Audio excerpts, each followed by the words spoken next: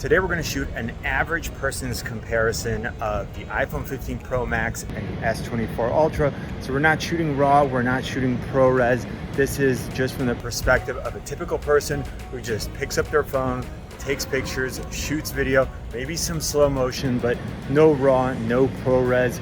This is just, again, for your everyday average person. The one thing that really stood out this year is inconsistent performance, and not so much in a bad way, but in a really unexpected way.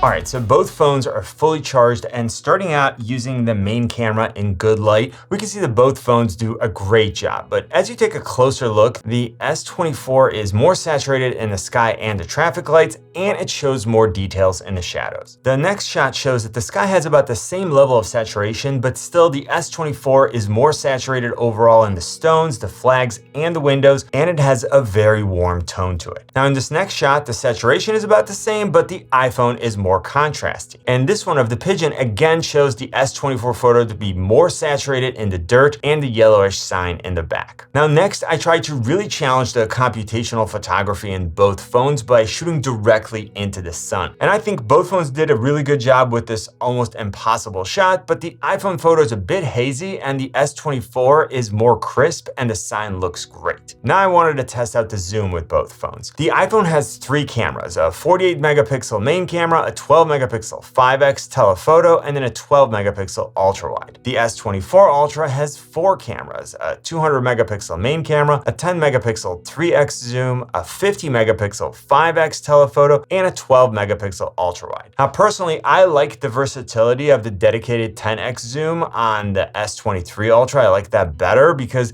there was more of a difference between the zoom when you compare it with the 3x, but I guess that Samsung wanted to focus more on portrait options, and we are getting 50 megapixels versus 10 last year. So let's start out with the ultra wide, where I like the mural slightly better on the iPhone with the added contrast, but the Brassica sign is more crisp on the S24. Going to the main camera, both look good. The iPhone is more contrasty, and you can definitely see that when you're looking at the white and the black car. Now next we have the 3x, which is optical zoom on the S24, but digital zoom on the iPhone. And the iPhone is more crisp and has better contrast, and the S24 looks a little washed out. Now when we go to 5x zoom, that's now optical zoom on both phones, and the text on the signs looks sharper on the S24. Now moving on to 10x, it's now optical on the S24 and digital on the iPhone, and we can see quite a bit of chromatic aberration, or that purple outline on the S24 text. Now at 25x, which is the max on the iPhone, the S24 is much sharper and has even more chromatic aberration, and the iPhone has better color but more noise. Now finally, going to 100x, which is only available on the S24 Ultra, and I would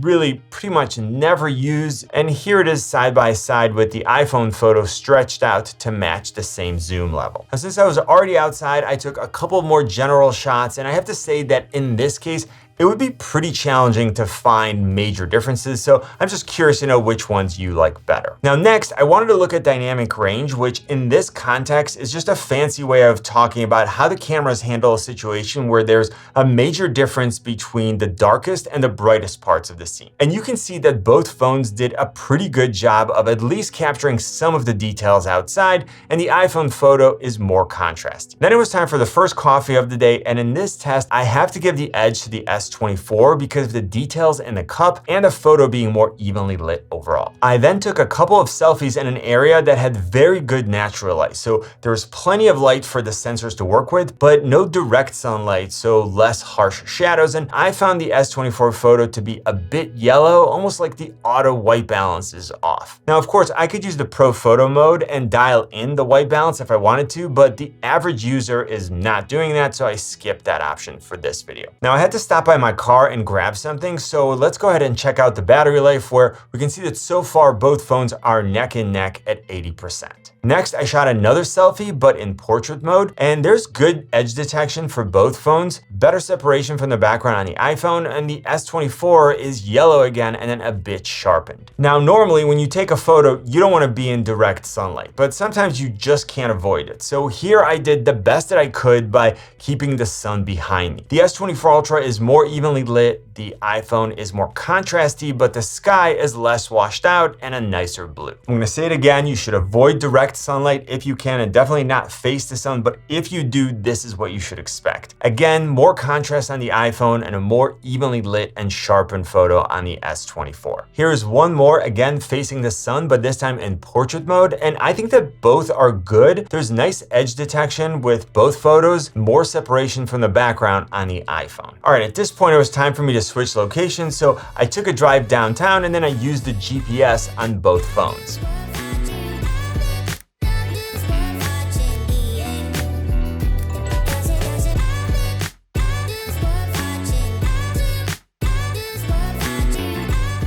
A quick look at the battery life, and we see that the iPhone is down to 42% and the S24 Ultra still has 49%. I now wanted to show you what portrait video would look like, again, if you're walking and facing the sun. The iPhone is more contrasty but has better color and the highlights on my face look better. The S24 is more evenly lit under the hat but is completely blown out the highlights on the skin. When facing away from the sun, you can see that there's more skin smoothing on the iPhone, has better color, and the background is better exposed, whereas the S24 Ultra is more contrasty and the sky is completely blown out. I also wanted to test out portrait video in good light. So both phones had a good exposure, but had a tough time with edge detection on my ear. Now, typically I don't do macro photography on my phones unless I'm just kind of messing around, but when testing both of these phones, the iPhone got me closer and was more detailed. I was getting really tired at this point and it was time for another cup of coffee, so check out the way that each phone exposed for this neon sign. Now, another quick look at the battery life. The iPhone is now down to 30% and the S24 is at 42%. Now, next I wanted to do a slow motion test. The iPhone can shoot at 1080p at 120 or 240 frames per second. The S24 Ultra can also do 1080p at 120 or 240 frames per second, but it can also do 4K at 120 frames per second, which is great. Now it was time for a break until it gets dark outside, so I decided to drive home and get my workout in. On my way, I actually saw my sister who was walking her dog Rory, and here's a quick shot of the two of us using the main cameras. And then we took one more photo with the main camera in portrait mode. Again, I'm in harsh light, which I'll say for the last time, you should try to avoid whenever possible. All right, so I got home, and a quick glance at the battery life, we see that the iPhone is down to 29% and the S24 Ultra still has 39% left. Now, typically I use every opportunity to charge my devices. So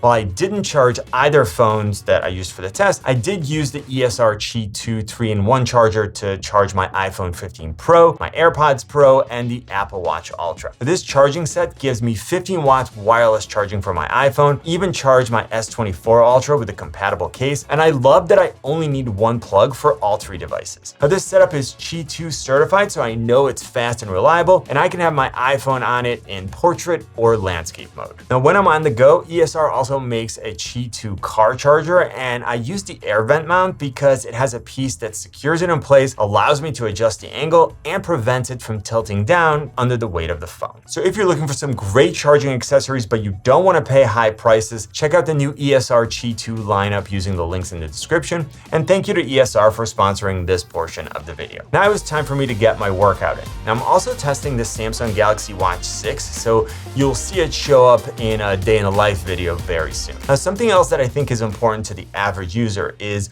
what is it actually like to use the camera app? So the iPhone has a relatively simple app. It offers different modes like cinematic video, slow motion, time-lapse, panoramic, and portrait mode. And overall, the app is reliable, easy to use, and extremely responsive. Now, the S24 Ultra definitely has more features. We've got pro modes for both photography and video in case you really want to manually control things like aperture, shutter speed, exposure compensation, stabilization, focus mode, and white balance. And we also have dual record, which lets you record from 2 cameras at the same time. This is great when you want to capture the front and rear facing cameras at the same time, but I preferred the director's view that we had on the S23 Ultra because you could see all of the cameras at the same time and you could switch in real time, which now you can't. Now, another interesting difference is how each phone handles zooming in and out while recording video. So the iPhone seems to transition a bit more smoothly, whereas the S24 Ultra has a faster and more abrupt transition. I think it's actually a little bit better than the S23 Ultra. It would also be really cool if there was a place in settings where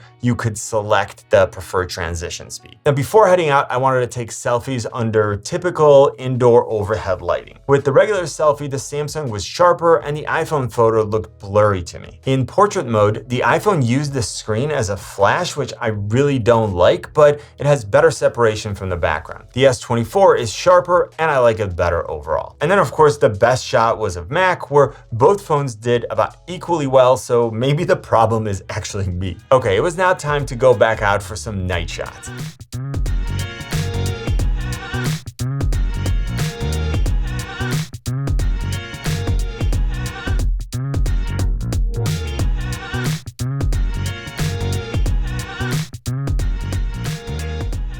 Now, looking at the night shots, the brightness of the sky in this one was about the same. The S24 brought out more details in the shadows, just look at the trees, but the iPhone color is better and you can see a yellow tint on the whole lower part of the S24 Ultra shot. Now, both phones did a really good job at this next one, but keeping with the inconsistent theme of the video, this time the iPhone shows more detail in the shadows, but seems more yellow. Now, this third night shot shows a noticeably brighter shot on the S24, and look at the lighting artifacts in the iPhone photo. Now, there's another difference that I wanted to point out, so take a look at this photo where both look pretty good. The S24 brought out more detail inside and out, and the white market hall is crisp in both photos, but look at the sign on the left. I took another shot just trying to isolate the sign so that it's more obvious, and again, you can see how much sharper it is on the S24. I also wanted to test out selfie video at night, so here goes. All right, so first of all, let's just do a test of